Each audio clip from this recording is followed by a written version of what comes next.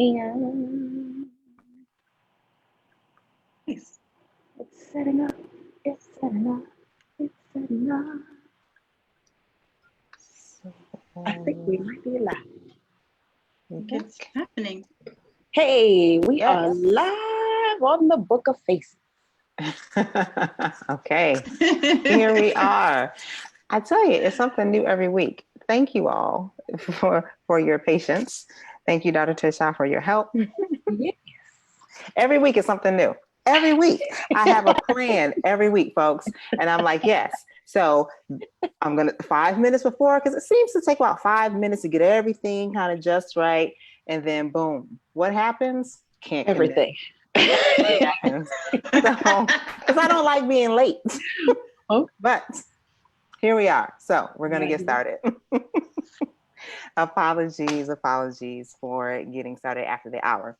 My name is Dr. Sofia Mccarter. I am a naturopathic doctor, an acupuncturist, educator, and consultant. And I'm currently practicing in downtown Silver Spring, Maryland, at Pulse Community Care. I am joined by two of my wonderful colleagues who are going to introduce themselves. But first, I want to talk about why we're here. We're here to talk about hypertension or high blood pressure. And this is particularly relevant for a few reasons. One, in addition to May being Mental Health Awareness Month, May is also Hypertension Awareness Month. So lots of awareness all throughout the year for a variety of conditions, disease processes. And May just so happens to also be Hypertension Awareness Month. So I wanted to do something around that. Also, we're in the midst of this pandemic. So in addition to raising awareness in May, we're also in this time of COVID-19. And we understand a couple of things about this virus is that your risk factors, hypertension is a risk factor. And it's also something that disproportionately impacts African Americans, both COVID and hypertension and cardiovascular disease. Another reason why it's important to talk about this and, just sort of remind people of the importance of getting their blood pressure under control if it's elevated and monitoring it at your annual physicals, is that heart disease is the number one cause of death in the United States. And again, Black folk are making up a large portion of those that are dying from this. So it's really important that we remain aware, we remain vigilant when it comes to our health. So with that said, I would love for my wonderful colleagues to introduce themselves. Dr. Quamina, I'll start with you. All right. Hello, everyone. My name is Dr. Ayanna Quamina, naturopathic physician. Practice currently in Las Vegas, but I also see patients in Minneapolis and Atlanta, kind of all over the world. I'm doing a lot of telemedicine these days. My focus is general medicine. I tend to choose modalities focused around botanical health. Botanical medicine, that's my sweet spot, but open to doing all kinds of the other naturopathic modalities as well. Glad to be here. Thank you so much for joining us, Dr. Turshá. Yes, I am Dr. Tursha Hamilton. I am currently in New Orleans, Louisiana. I am doing telemedicine, health coaching virtually. So not just here locally, but also around the country and around the globe. I am, my focus is hypertension and diabetes. So, this is kind of going to be my jam. But just all chronic conditions, especially GI concerns and the such. And as well as being an author and speaker. Lots and lots of books. Lots of books. Like this doc, they say Prince would just churn out albums like every 5 minutes. Dr. Turshá is churning out some books. This is great information though, like wonderful information. So check them out. Let's see. So just to start out, I think it's important I was thinking about this actually. I am a general practitioner. So I see, even though I have additional training and experience working in the realm of women's health, I practice primarily as a general practitioner. So I see some of everything. So I can comment on a little bit of everything. In this capacity, I am functioning as the moderator. So I get to chime in here and there, but I let my experts talk about these things. And so this is why Dr. Quamina and Dr. Tursha, Dr. Hamilton are here, because this is what they see this particular condition far more than I do, although I've managed hypertensive patients. So I'll be able to, again, chime in. But this is, like Dr. Tursha says, this is her jam. So they're going to be talking a whole lot more than me. Before you continue, everyone that's watching, we encourage you to please share it, host a watch party, share, so that everyone can get the information, since we know lots of people, all of us know lots of people with hypertension, high blood pressure. So make sure you're sharing this so that all of your folks can get the information that they need, and you guys can ask questions and we can answer as many of those questions as possible. And so if you see me looking at different places, I'm sitting in front of my laptop, I'm looking at my desktop because I'm trying to manage a number of things. So, and whoever wants to go first with this, tell us, like, what is happening in our bodies. So we hear hypertension, we hear high blood pressure, like we're familiar with that term, a high blood pressure. Some folks are not familiar with the clinical term, the medical term of hypertension, but folks pretty much know high blood pressure or their pressure. Their pressure is up. So what is happening? What's going on in the body when someone has high pressure? Well, I'll start. So basically, the simple way to think about it is the inside of your body is stressed out. We know what it feels like to be pressured on the outside. We know what it feels like to, be in a crowded room with a bunch of people surrounding you and you're kind of squished. That sort of happens on the inside, where your heart is pumping so hard that it increases the pressure against the walls of all of your blood vessels. So when your heart is pumping hard, it has to pump extra hard, or it is pumping extra hard. When it's supposed to relax, it's not relaxing nearly as much as it should be. And so that basically is what high blood pressure is, and it can cause lots of problems in and around the body. Thank you. Dr. Quamina, did you want to chime in? Yeah, so I'm thinking of, we're trained to look at the cause of everything. So I'm always thinking about why. So we've got the high blood pressure happening, but typically it happens due to structural concerns. So your heart itself is having a hard time, the vessels themselves are having a difficult time, or it's also being, the blood pressure is increased because you're stressed and you're telling your body that it's time to run from a tiger. So you're constantly, that the volume inside those tubes is full. And so that pressure itself is higher. So usually the reasons behind are stress related, that I find clinically, and structure related as well. And those two are also can be based on food and lifestyle and things like that. Mm-hmm. And one of the things that I mentioned in the description of this is, come join us as we talk about this condition that's also known as the silent killer. So why is high blood pressure referred to as the silent killer? It's a silent killer because you don't know you have it until it's too late. The symptoms don't show up very easily or very readily. Our bodies are so very adaptable that as the pressure increases, usually the increase is slow and kind of steady. So your body starts to adapt around it, but your pressure is building and building. And if you don't know it, it's going to keep building until your vessels potentially burst. So, some people will start to get headaches. Some people, I just talked to somebody who said that they felt like they had bronchitis. Mm-hmm. Come to find out, their blood pressure was like ridiculously high. Mm-hmm. because of all the backup and all of that. So you really won't know that you have it. You can't feel hypertension generally unless the symptoms are pretty bad. Yeah, I have patients report that they feel off. Sometimes they feel dizzy. They can't see well. They feel like different, lightheaded, especially from going to sitting to standing. But usually it's a general feeling, just feeling off, like you feel revved up and you're sitting down, it's like that, or sweating.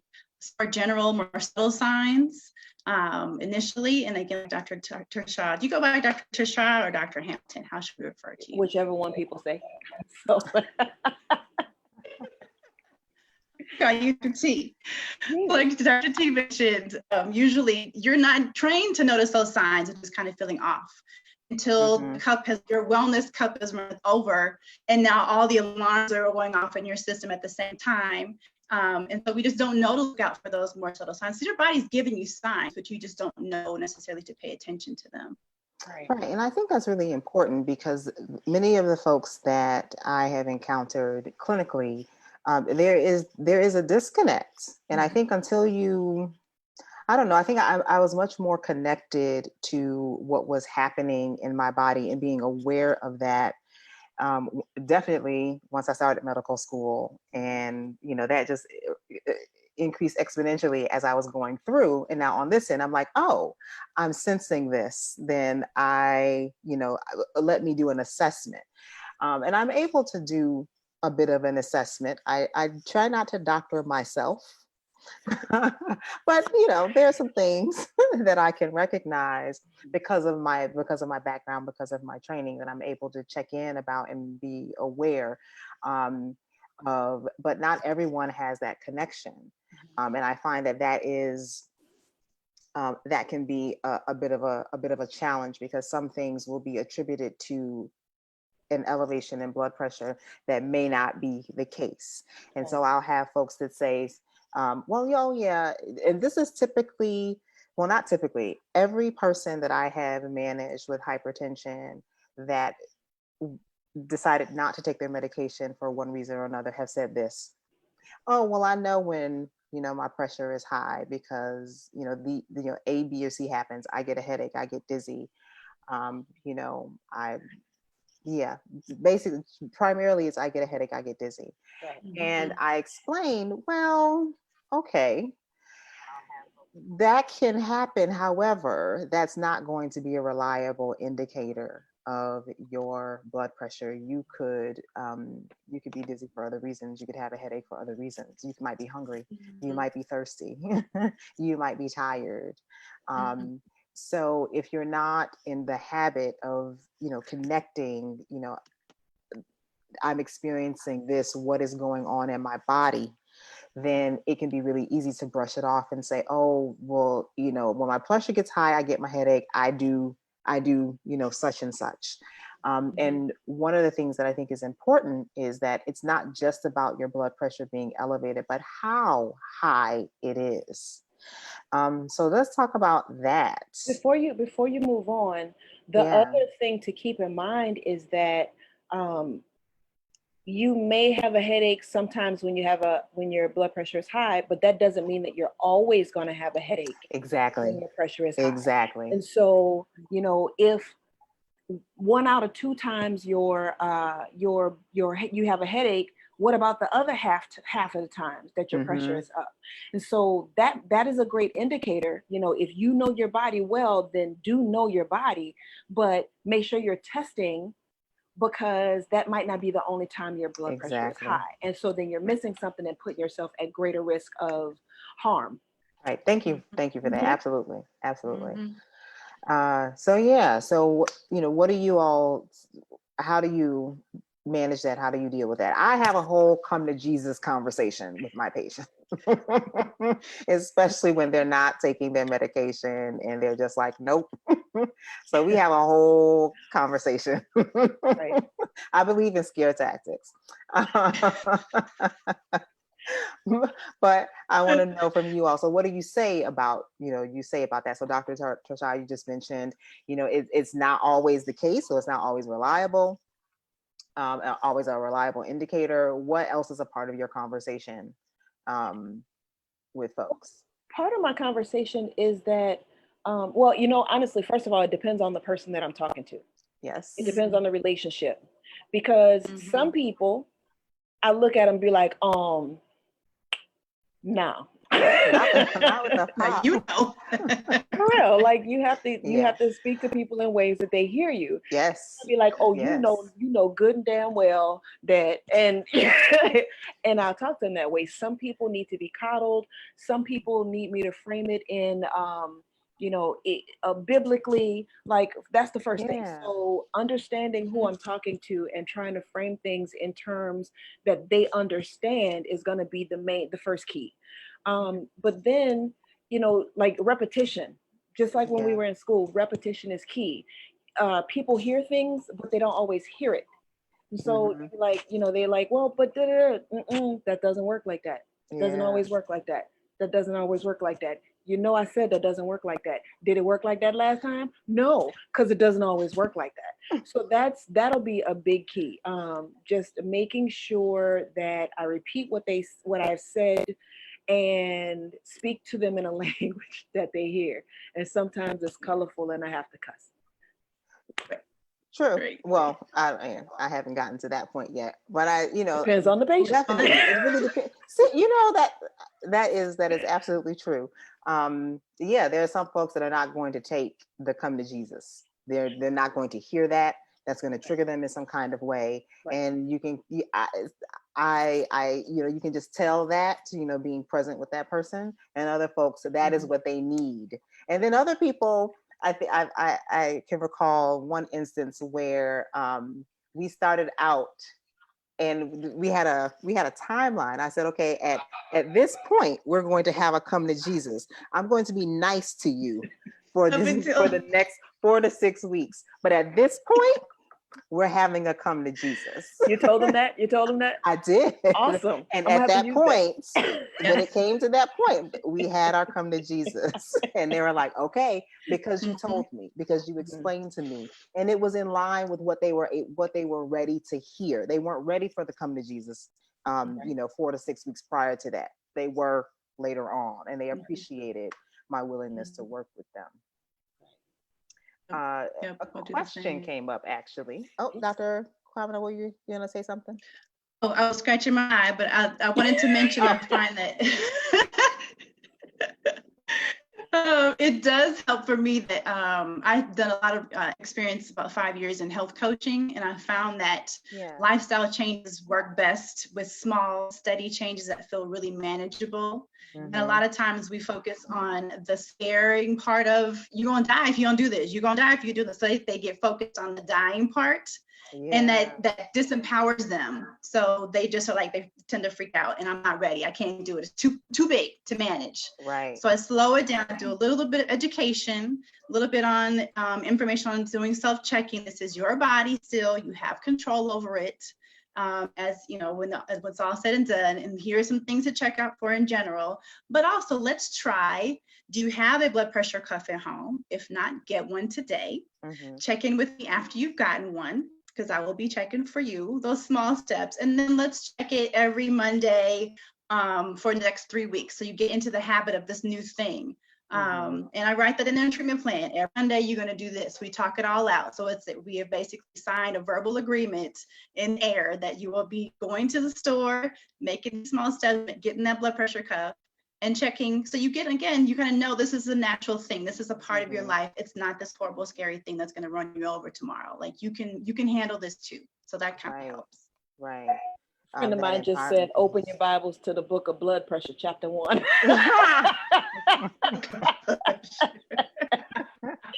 Let the church say. Let's talk about the church say amen. Genetic components, heredity, having conversations with people about, blood pressure runs in my family. What is your conversation with folks around that? Dr. Q. Yes. So I say my general spiel, so we don't feel like it's an end all be all. I'm gonna die because my family has this thing. So my talk is to put the power back into your body. So I liken it to all of our lines, family-wise, genetically, we tend to have an organ system that's just more vulnerable than others. So some of us have an organ, the cardiovascular system is just more vulnerable in that genealogy, that line.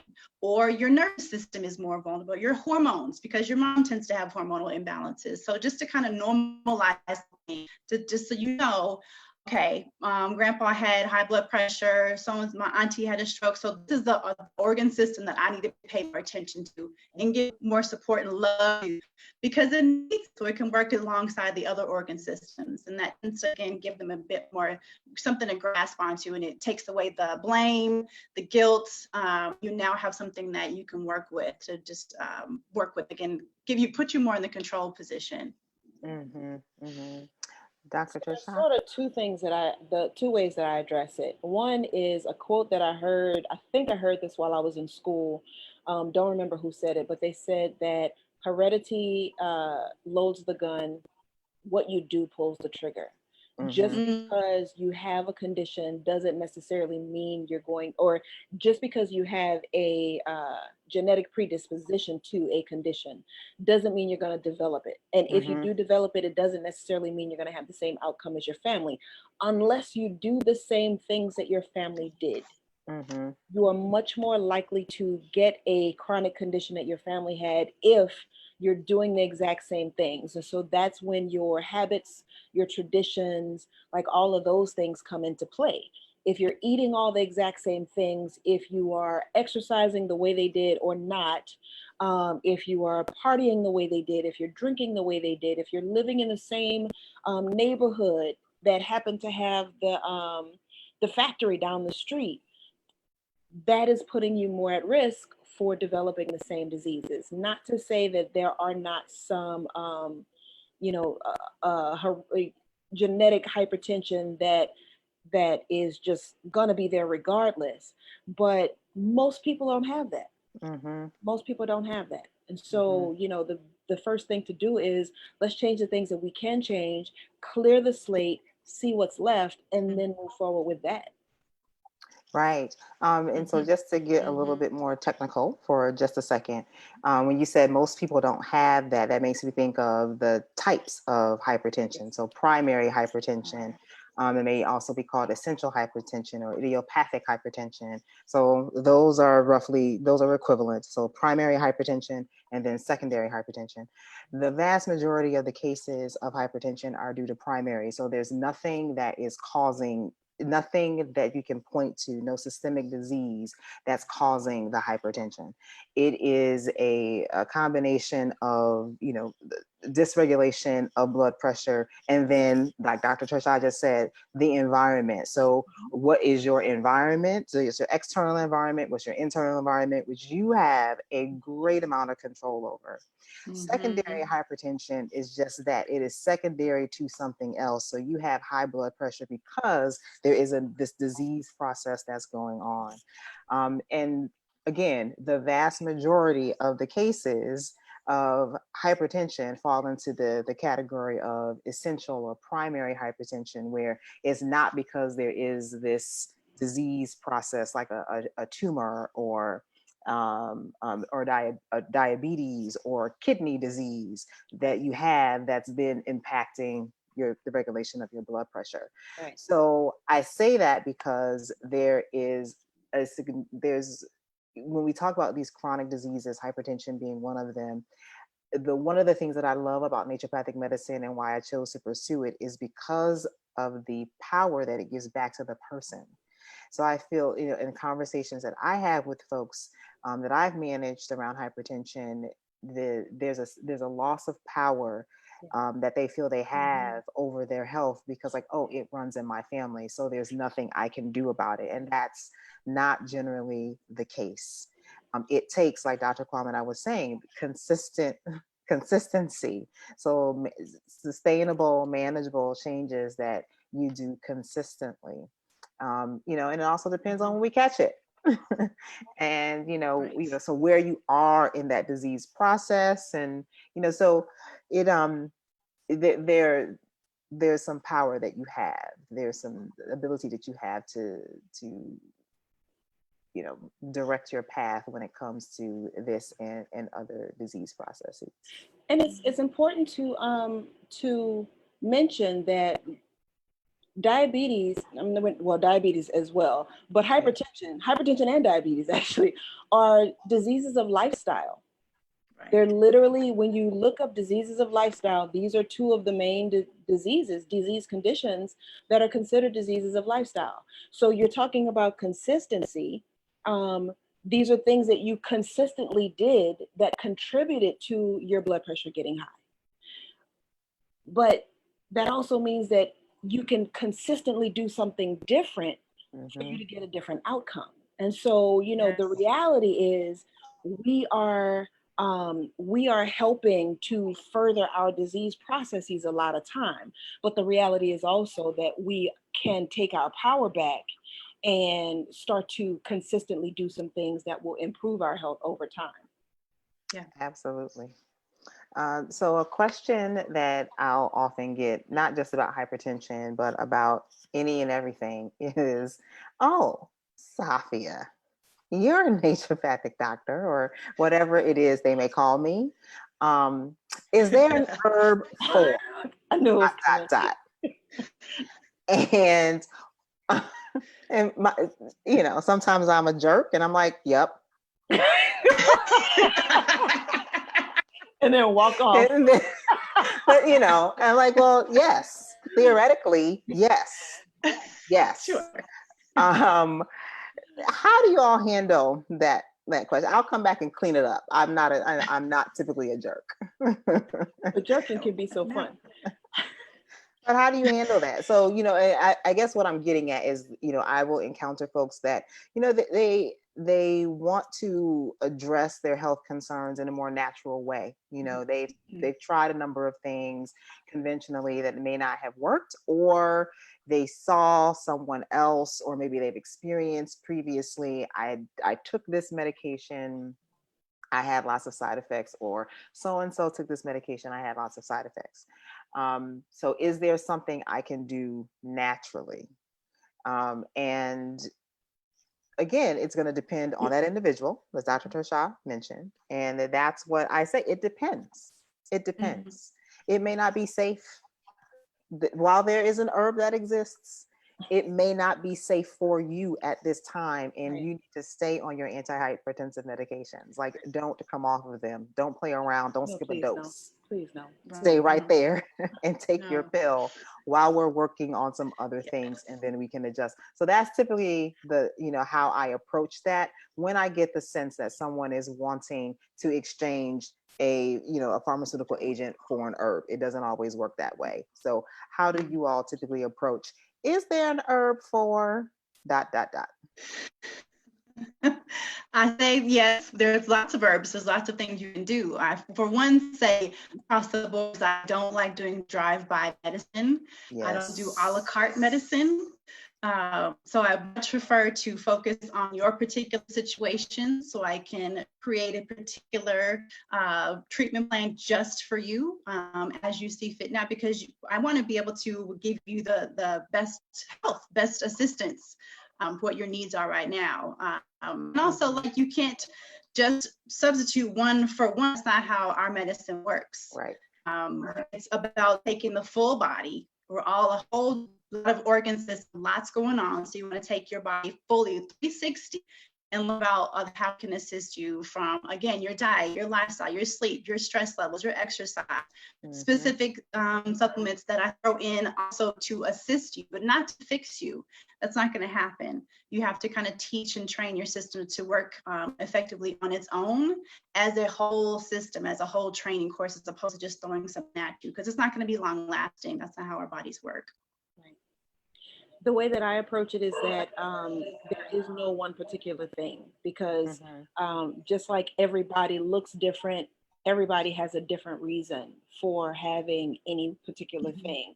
You can Yeah. have 5 people that walk in with a head cold and it be treated 5 or 6 different ways because it's really 5 different conditions that manifest itself the same way. So, one person may have high blood pressure because they're dehydrated.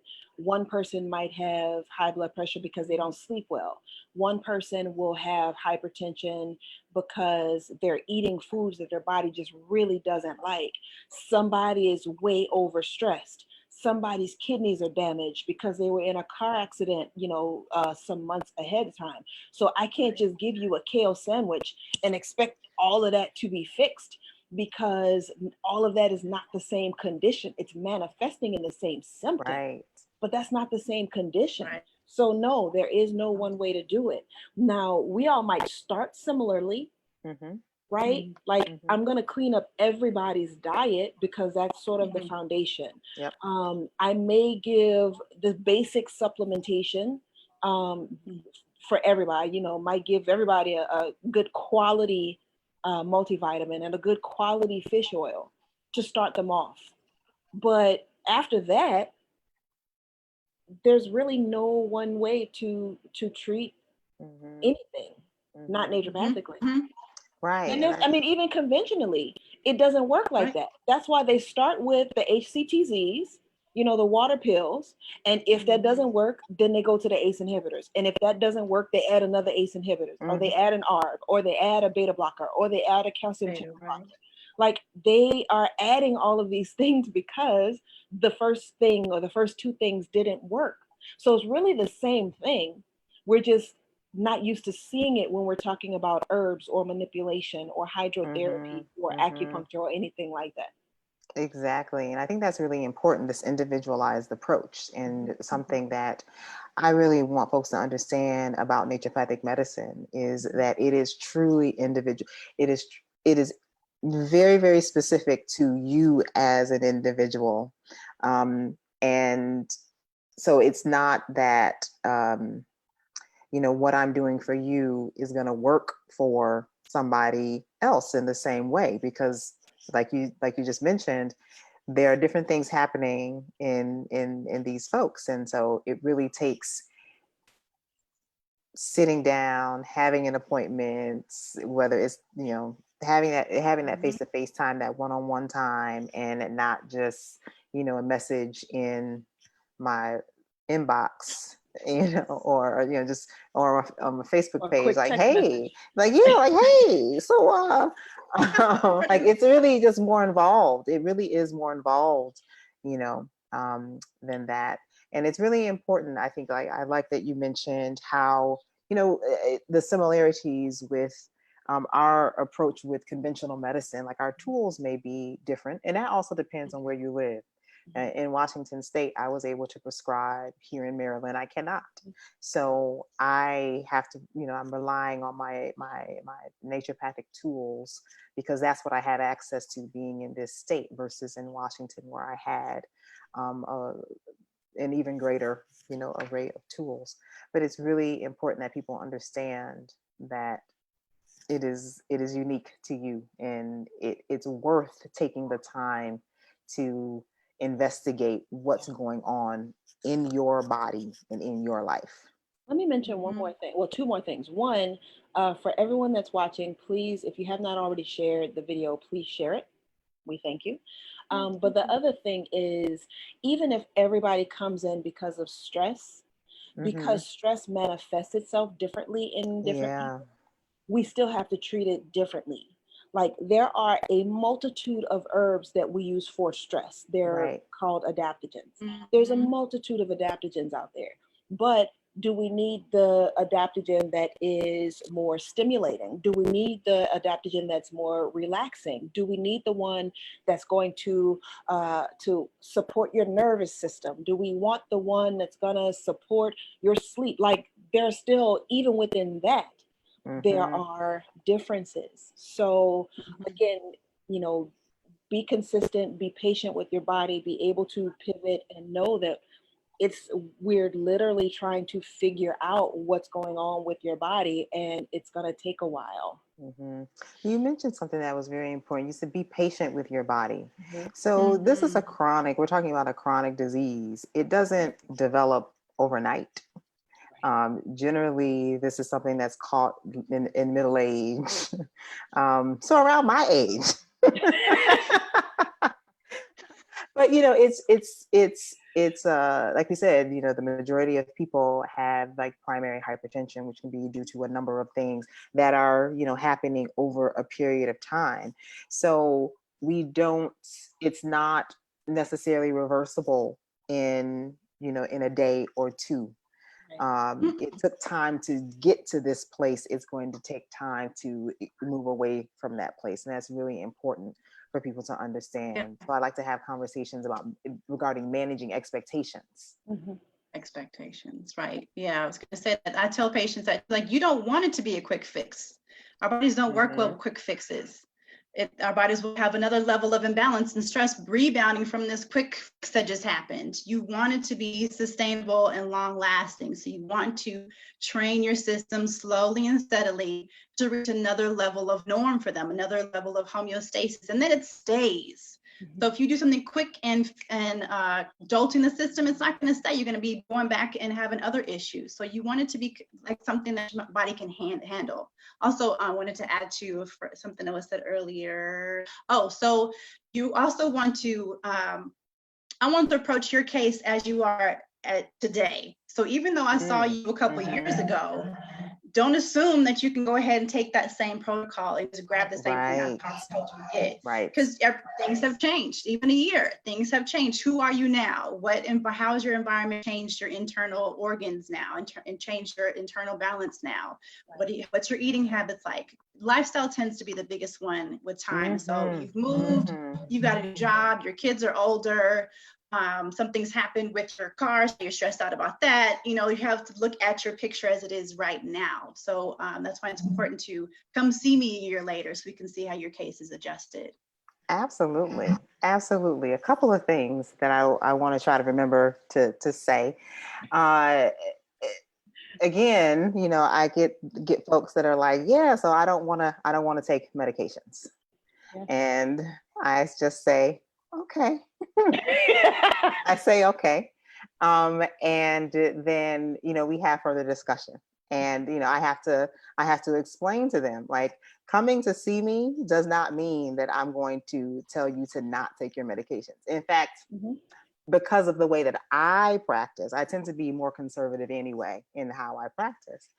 And I tell them, well, let's see where you're at, what's going on, and we have a conversation about what it's going to take. So first, I need to know what your numbers are. Yeah. So there's there's normal blood pressure, elevated blood pressure, stage 1, stage 2, and then hypertensive crisis. Right. So I need to know what your numbers are. Yeah. And I can't tell after one reading. I'm going to need to see you several times so I can get several readings. I'm not going to take your blood pressure when you're running in the office. You're thinking you're late, right? Because you're already ramped up. That's going to impact your readings. So I need to get a sense of where you're at. That is going to determine where we're able to start. And if your blood pressure is elevated to the point where you're in stage 2 hypertension, and that's it for me, we're not starting with an herb. We're not starting with a variety of herbs. So that's me. I'm a little bit more, I'm like, you know what? Let me clean that up a little bit. When I talk to you and I'm telling you, these are the lifestyle and dietary changes that you are going to need to make, and your lifestyle is not going to be conducive to you being able to make those changes, and your blood pressure is at a level where if it's high, no ma'am, no sir, no person, this is the medication that you're going to start with. And as you are taking this medication, we're going to work on these things.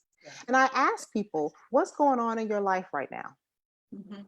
And if you have just moved, if you are in an incredibly stressful environment, my question is, how long do you anticipate this level of stress being present in your life?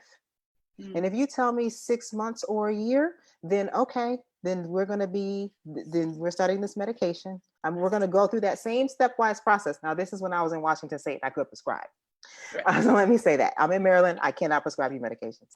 But that's where we would start, because it is unlikely, if you are in this incredibly stressful environment or situation, that if it has a definite ending point, then that is going to be your time to try to incorporate some of these more small, sustainable changes that I want you to have during this time and beyond. That's actually going to facilitate your desire to not take this medication or decrease or step down from the medication that you're on. Those things have to be in place for me in order for me to, work with you on that. And I'm not budging on that until we're at a place where your lifestyle can support the changes that you're going to need to make to get to, what you desire to do. And I think that's really important for people to understand. Naturopathic doctors are not anti-medication. Right. I'm not going to tell you to, don't take that. I'm not, no, that's not going to be safe. That might not be safe for you. So we have to have a conversation about that. And your lifestyle has to be in a place where you're able to manage those things. As Dr. Quamina said, is about sustained changes. That's going to make the greatest impact. Dr. Quamina, you look, you're going to say something. Yes. What was I going to say? Yes. So even though I don't prescribe, so I have patients, everybody wants to get off their medication. Everybody wants to get off their medications. Like you, I say, okay. So we do the assessment, see how secure they are, how consistent they are with their lifestyle factors. And I don't even enter into the conversation of talk with your prescribing doctor until you are good and ready, until your numbers have been steady for a while. You have your eating habits down. You got your lifestyle down. You're not even thinking about it. You're just rolling, rocking and rolling. And then we can give that information over. But think of it as it's not a punishment when you have a medication, when you have a prescription medication. You haven't done anything wrong. It's just you need a little extra assistance to hold you down while you're working on the other stuff. And then as you get ready to get that stuff handled, you feel secure about your lifestyle and your body's now able to stay healthy on its own, then we can start to get you off of the other stuff and even talk about getting off of the other stuff. But by no means am I anti-medication. It's there for a reason. So yeah, we just kind of use it as a tool. And a lot of times I'll also, even with my supplements, I'm not going to pile a bunch of supplements on you as well. Oh, yeah, no. So, I have lifestyle's biggest to me, diet's huge, how you taking care of yourself is huge. I'm big on mental health. We'll do a smaller, a slimmed down protocol supplement wise. I don't want you to depend on this outside thing to fix this thing that you have going on. So you can go ahead and keep doing what you're doing. No, the supplement itself is actually to assist you while you're working on getting those lifestyle habits down. Then we can start to wean you off of the supplement. Same kind of idea. Yes. So that's to say, yeah, when you've got your protocol of supplements, those are good and steady. And then once your numbers are good, we talk with the prescribing physician about lowering the dosage. Then I slowly take you off of what I've got you going on to have a nice core protocol going from there. So everything's a stepwise fashion. We don't want to jolt your body around. Exactly. Don't feel that don't rush to get off the medication, because again, it's there for a reason. It's there to support you. It's there for a good reason. I have a slightly different, not vastly, but a slightly different take on it. It really depends on how serious you are. How hard we go. Like if we gonna go hard in the paint, we can do that. I can put you through a protocol, and your blood pressure could potentially be down within days, right? But you have to be willing to go the distance and be safe about it. Right. And be safe about it. But you have to be really willing, because it's not easy. And you have to be realistic with yourself, because you ain't gonna lie to me. You gotta be truthful with yourself. Are you willing and able to do some of the things that needs to be done? So that might be a drastic dietary change. That might be, you might have to leave your job. that might be you have to leave this person in your life. That might Mm-hmm. be, it really depends on what's going on. So so there's that. Yeah. I forgot what I was going to say. Okay. Someone mentioned, we have to teach our community how to advocate for their health. Mm-hmm. And I think that is absolutely important. I deal with folks quite a bit that just, they don't feel listened to. They don't feel supported. And if I'm able to offer some support, if it's do you need me to write a letter? Do you need an explanation for what we're doing here and why, this or that is important? Especially since I'm in a state where I know my scope of practice is different. That is something that I think when people work with me, they get this sense of empowerment that make them, that fortifies them in a way to go in another setting and say, no, this is what I want. I have a question. And, I tell them, ask this question. When you go, next time you go to your doctor, you go to your PCP, your primary care provider, ask this question, ask them this, ask them that. And or if they come and see me, I ask them, did they tell you this or that? Because I want to empower you with information, and I want you to feel like this is where you're supposed to get those answers. Mm-hmm. And I'm supposed to. I am bound by an oath to give you that information. So a part of that is that helping people or teaching people to advocate for themselves is have them taking an active role in their health when they're working with me. And they like the way that feels. Sometimes the folks will come in and they'll say, well, this is going on with me. And I'll ask, well, why do you think that is? And they're like, well, I mean, you're supposed to tell me you're the doctor. I'm like, yes, I have my ideas. Yes. Like, I know what I know, but I want to know what you know. You live with you longer than I live with you. Thank you for saying that. I am seeing you for the first time for an hour and a half. You've been living with this for 36 years. Right. Pardon me. You tell me. I need some information. I need some information from you. And so I see people that over time, they get very, very comfortable asking questions. And then they say, you know what, Dr. Safiya? I went in there and I asked this and I asked that. And I'm like, good for you. Or if you are not that person, have someone with you that is that person, that is going, that will ask, those questions of you or for you on your behalf. So one of the comments, Pep wrote, can you touch on what the reading should be to indicate good numbers? For instance, 140/90 used to be borderline high. Right. So the levels, the ranges have changed. And when we're looking at, generally it's something called the Joint National Commission, the JNC. I think we're on JNC 8 right now. The last time I looked at JNC 8.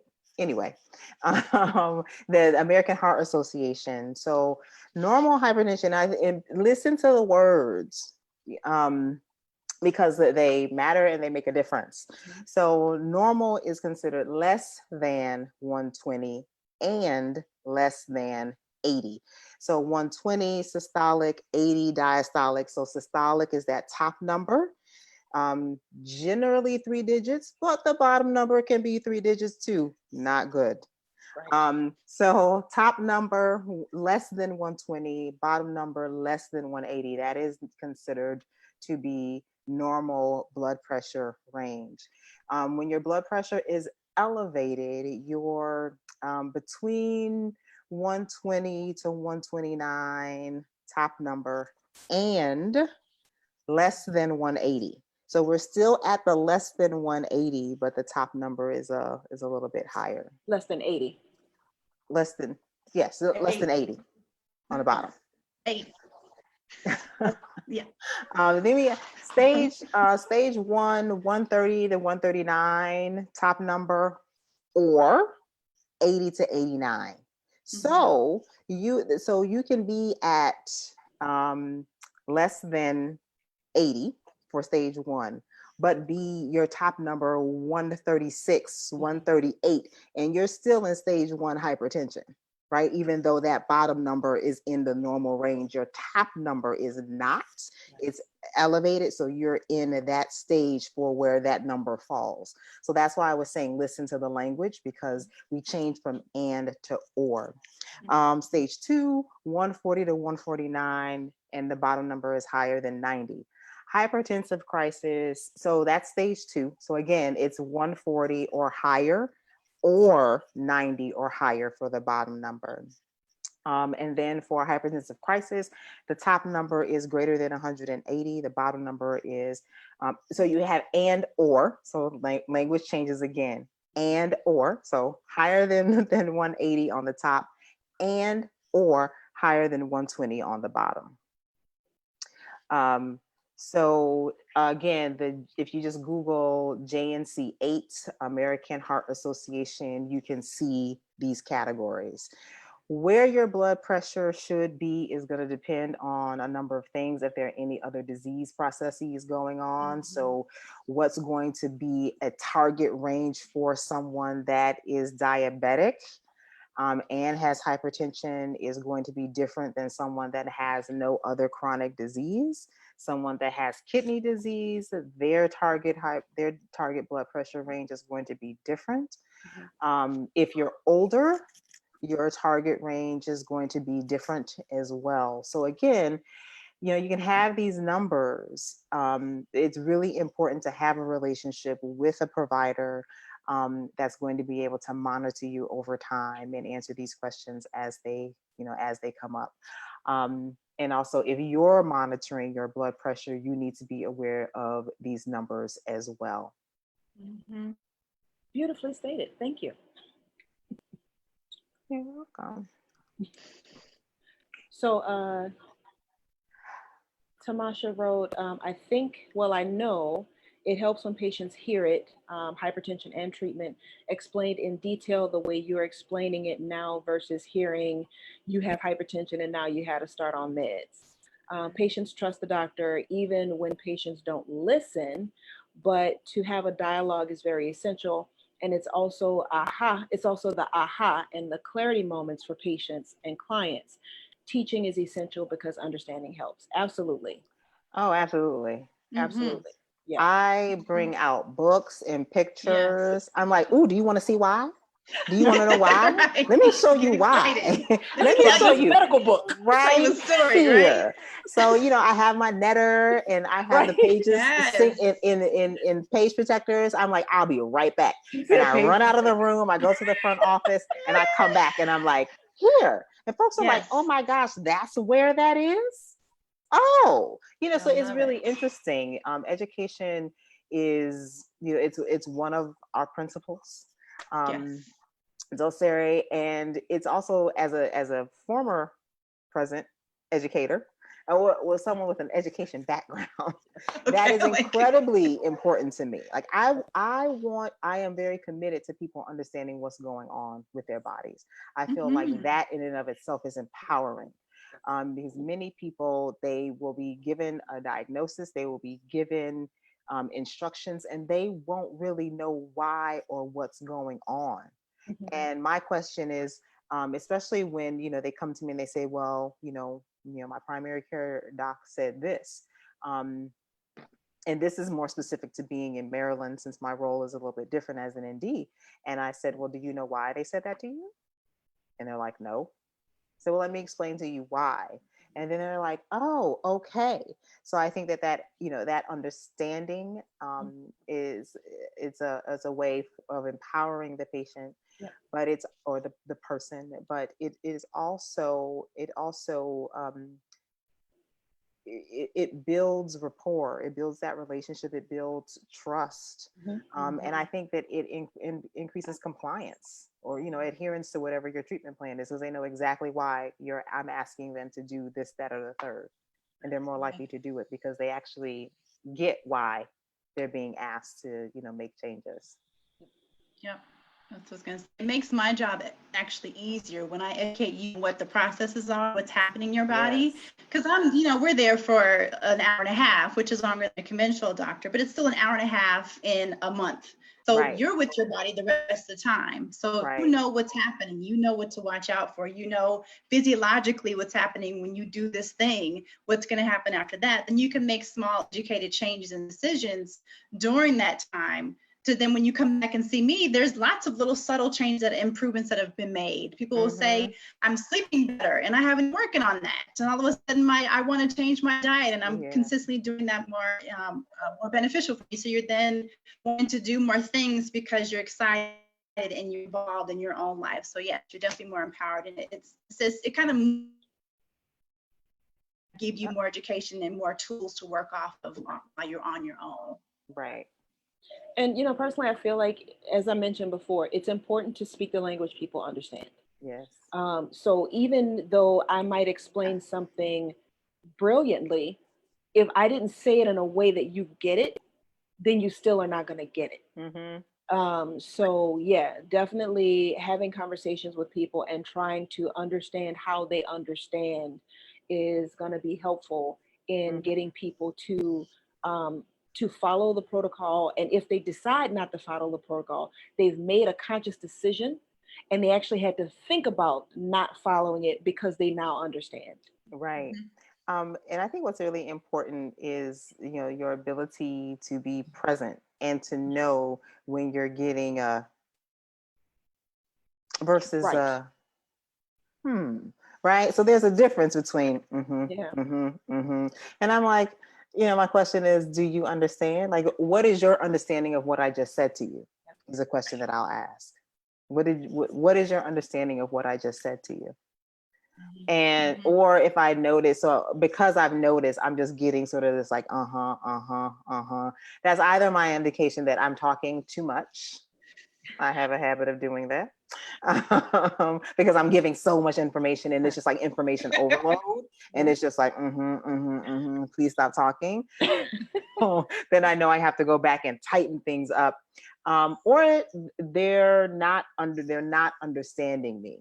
And it's up to me in that moment to create an environment where they feel comfortable enough and at ease enough to ask and to say that they don't understand.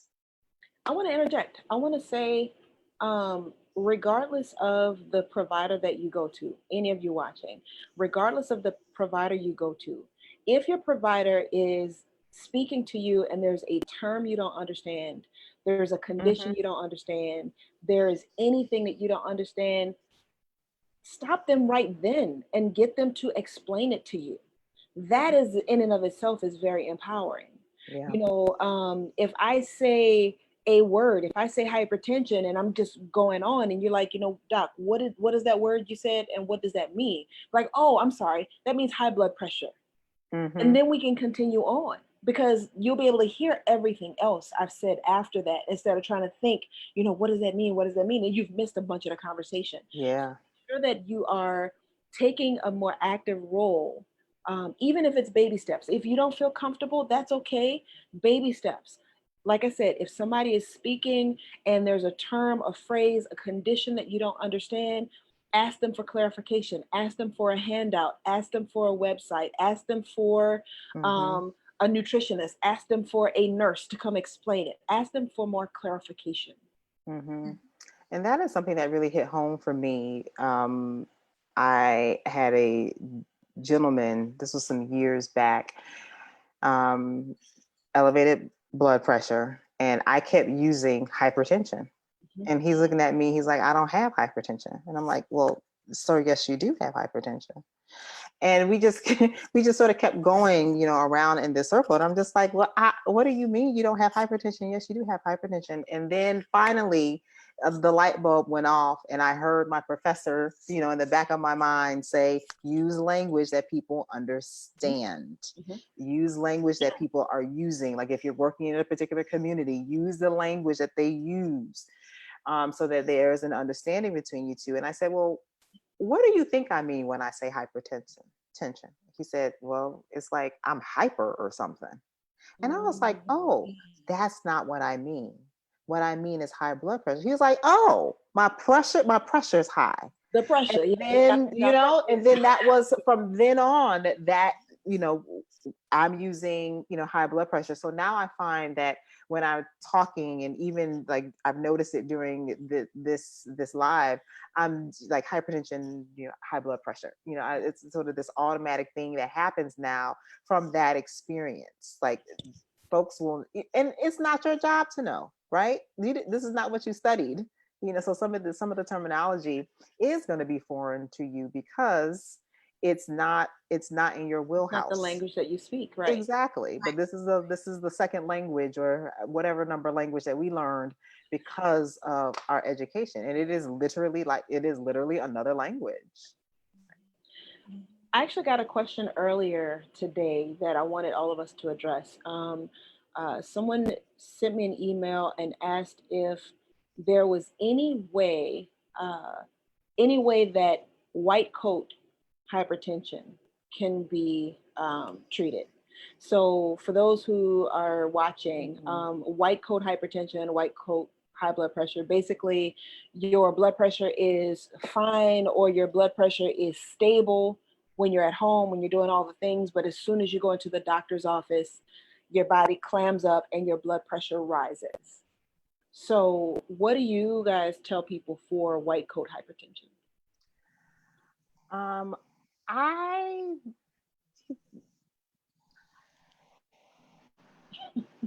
I don't immediately, I think that, and I'm stumbling because it is, there are different reasons for different people. And I explore that. So I like to explore the psychological components of contributors of things.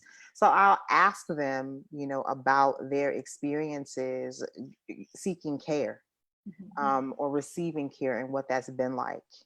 I ask them if it makes if they would prefer in this setting with me that I not wear a white coat. I don't wear a white coat now. I wear scrubs every day, but I don't wear, a white coat now. But I ask them that, would you be more comfortable if you didn't see me with a white coat? And in some cases, they're like, yeah. I had, someone I was working with that got a little bit claustrophobic and needed the door to be open. And I'm like, oh, sure. We need to make sure that when we're talking about more sensitive things, I'm going to close the door at that time, but I'll open the door.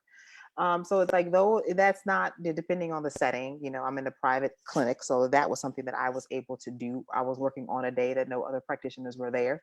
So I was able to do that. That's not always the case, but figuring out what is the trigger? Like, what is it about that's triggering for you? Giving some, stress management techniques, some deep breathing, some sort of, quick meditation that they might be able to use. But primarily, I'm wanting to know what's the trigger? Why is it triggering? What has happened to you in the past? And how can I try to give you a different narrative around seeking care from a practitioner in a clinical setting? Yeah, I find that it happens when, because most of the time you go into the doctor's office, they've got the white coat on, they take your blood pressure, and then it's bad news right after. Whatever it is, gonna be bad news. It's too high, it's too low. I gotta adjust your medication. Something's wrong when you have when you're in that setting and that picture comes. So your body then reacts from that, and your brain then records that memory and responds to that accordingly for the next time that you have that similar situation. So I kind of put myself in that perspective of the patient. And I find that it tends to help if they take their blood pressure regularly on their own at home in a relaxed setting. Then they've got some information to pull from. Then they know what they can expect, what that number is going to be when they have, instead of this big unknown question mark, they can be like, okay, it's going to be around this number because that's where I've been when I was at home. And you can also use that as information. So if that doctor says, hey, your blood pressure is pretty high, you can pull out that paper and be like, hey, this is where I was, this is where I've been. So you don't necessarily need to make those drastic changes. That's just more information for you, more empowerment for you. So you do have control. It's not completely outside your control in that situation. I basically was going to say what you guys said, so hand it over. All right. So I just want to, so we've sort of made up the time for starting late. Before we go, though, there's one last question. There was one last question. I want to address it because it is important. Can conditions like asthma affect your blood pressure? Yes, take it away. Yes. So the answer is yes. Every medical condition can potentially affect your blood pressure.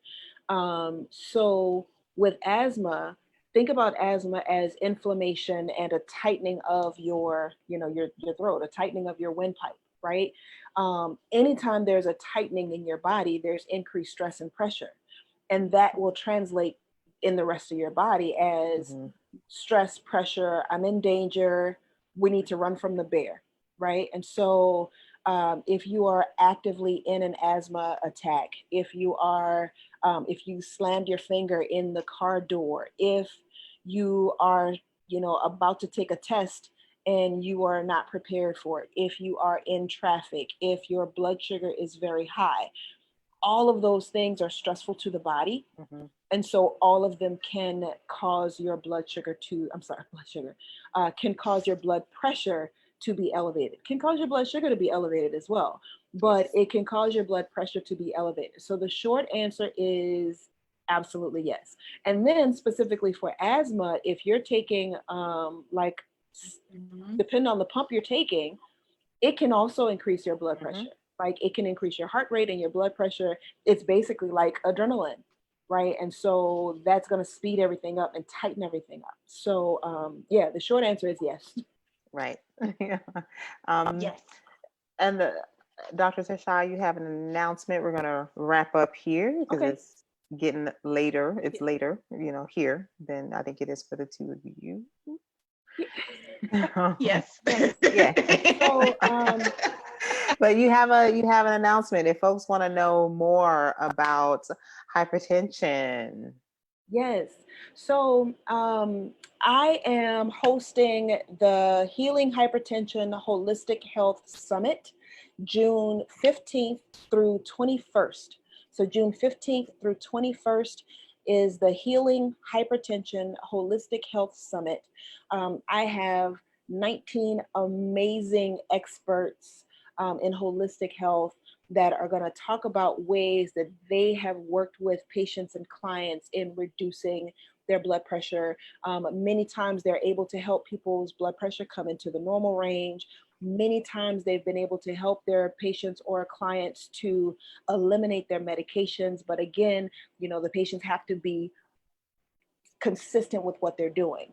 So the whole idea is that hypertension, high blood pressure can be normalized. We have all the control. We just have to understand what the things are. Basically what we've been talking about, have an understanding and then start doing things and doing them consistently so the body can re-regulate itself.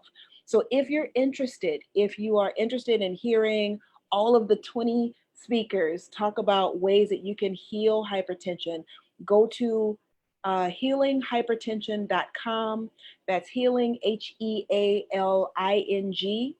hypertension, HYPERTENSION.com. Sign up to get the emails because everything is going to be sent through email.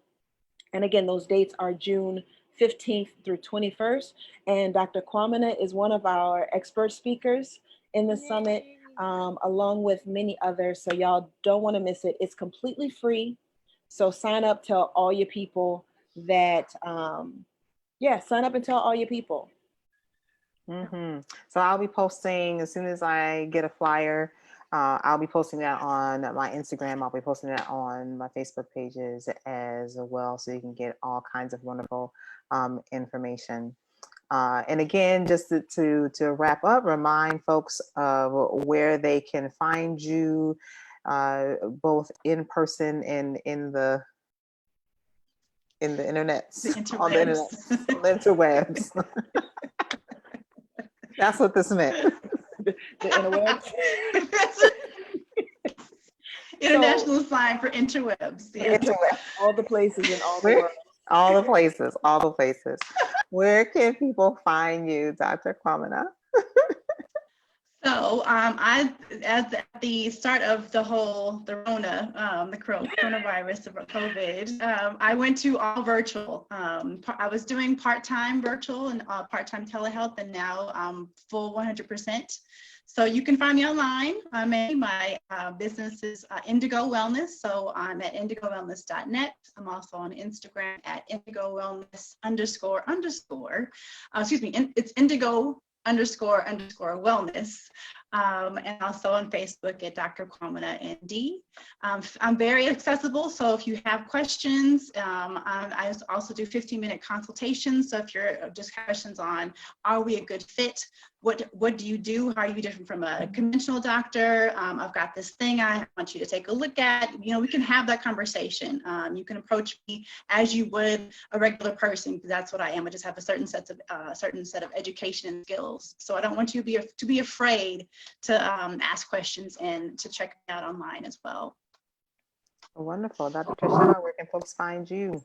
So I can be found at Dr. Tursha on Facebook, at Dr. Tursha on Instagram and Twitter. So that's DrTursha at Dr. Tursha. My website is www.drtursha.com. So again, that's DrTursha.com. If you want to work with me, you can go to the website and fill out the contact information, or on Facebook, Instagram, you can shoot me a DM and we can go from there. I also have a free 15-minute consultation so that I can sort of hear what's going on with you, and I can tell you how I can assist you. And then if we decide to work together, we can move forward from there. And I can be reached at healinghypertension.com. Hey. And once again, I am in downtown Silver Spring, Maryland. Did you hear that? I said Maryland. I'm getting the I'm excited. Maryland. Downtown Silver Spring, Maryland. At Pulse Community Care. That's 912 Thayer Avenue, Suite 105. And I'm there Tuesday, Wednesday, Friday, Saturday.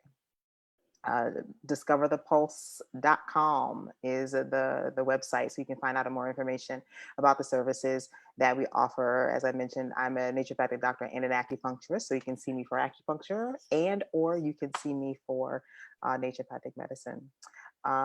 Thank you to my wonderful guests and panelists. I appreciate your time and your expertise and your help with the technologies. Good, great. One of these days. It's the interwebs, don't it? One of these days, I'm going to get good at this. I promise. And thank you all for taking the time out to spend time with us, to listen to us, and for all of your wonderful questions. Thank you so much.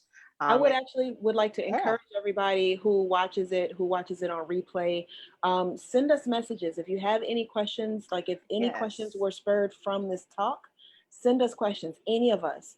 And, we'll either individually or collectively or in a different panel setting answer those questions as we can. But make sure that you're sending those questions, because we want you to be empowered. Yeah, and if there are topics that you want to hear us talk about from a naturopathic perspective, then feel free to do that. I got a message on Instagram, someone sent me a message, hey, are you gonna talk about diabetes anytime soon? I'm like, as a matter of fact, we will. So be on the lookout for that. On Instagram, I am at dr_Sofia, Safiya. Here on Facebook, I'm at Dr. Sofia Mccarter. Mine don't match. I'm sorry. But that's where you can find me. On the internet. And again, thank you all so much for joining us this evening, and again for your wonderful questions and comments. And thank you again to my panelists. I appreciate y'all so much. Yes, we appreciate y'all. Bye. Take care.